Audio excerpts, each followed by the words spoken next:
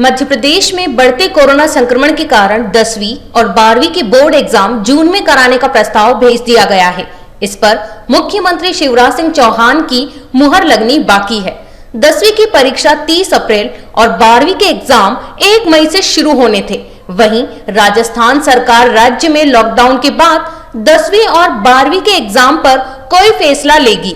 उत्तर प्रदेश सरकार ने भी जून में ही 12वीं का एग्जाम कराने का फैसला किया है।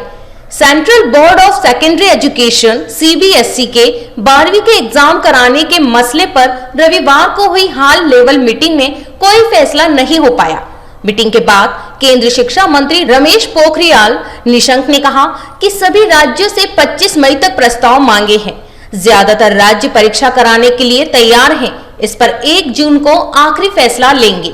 परीक्षा के लिए ऐलान के बाद 15 दिन का समय देंगे। उन्होंने कहा कि मुझे भरोसा है कि हम 12वीं के एग्जाम के बारे में जल्द ही फैसला लेने की स्थिति में होंगे। इसके बारे में जानकारी देकर छात्रों और अभिभावकों की अनिश्चितता को दूर करेंगे।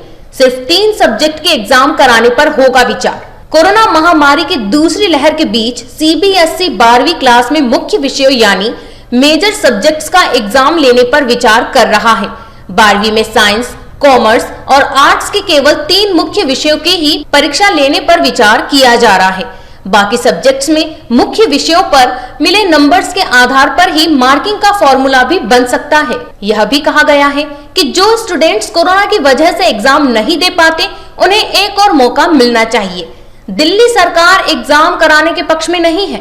दिल्ली के उप मुख्यमंत्री मनीष सिसोदिया ने बताया कि केंद्र में एग्जाम के लिए 2 प्रपोजल दिए हैं। एक प्रस्ताव एग्जाम सेंटर में चुनिंदा सब्जेक्ट्स के पेपर कराने का है, वहीं दूसरा प्रस्ताव एग्जाम का पैटर्न्स बदलने और उन्हें 1.5 घंटे में स्कूल में ही कराने का उन्होंने कहा है। दिल्ली सरकार 12वीं के एग्जाम कराने के पक्ष में नहीं है। हम इसके बारे में केंद्र को लिखेंगे। सिसोदिया ने कहा कि स्टूडेंट्स को वैक्सीन लगाए बगैर 12वीं की परीक्षा कराना बहुत बड़ी भूल साबित हो सकता है। 12वीं के 95% स्टूडेंट्स की उम्र 17.5 से ज्यादा है।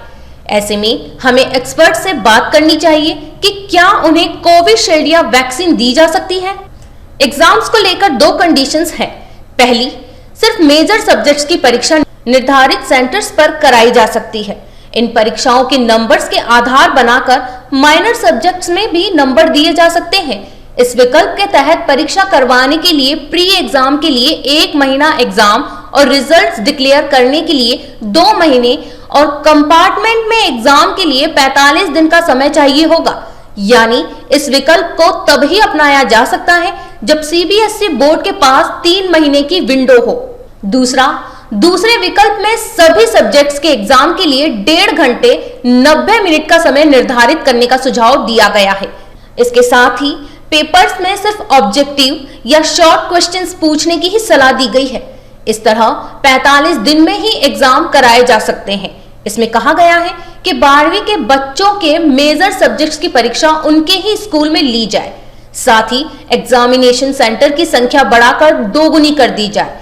सुझावों में कहा गया कि 12वीं क्लास के एग्जाम में 1 पेपर भाषा से संबंधित और 3 पेपर इलेक्टिव सब्जेक्ट्स के रखे जाए।